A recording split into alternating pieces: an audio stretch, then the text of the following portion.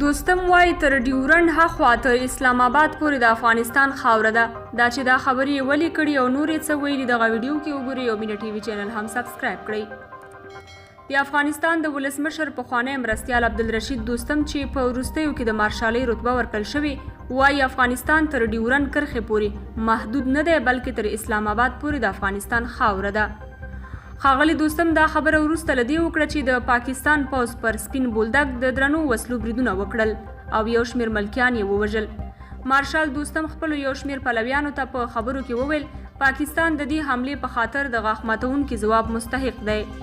د زیاته کړه ټول ملت که هغه پښتون دی یا هزاره ازبک تاجک شمال او جنوب ټول باید د دغه ناوړه دښمن په وړاندې راپورته شي او موږ باید دوی ته غاښ ماتونکی ځواب ورکړو. مارشال دوستم همداراز وویل له ډیورنډ ورهاخوا سیمې له پېښوره تر اسلام آباد پورې د افغانستان د خاورې برخه ده. موږ د پاکستان له یرغل سره مخامخ یو نو راځئ چې په وړاندې یې ودرېږو ځکه چې تر هره ورځ وژل کېدو ښه دا ده چې په یو وار ووژل شو.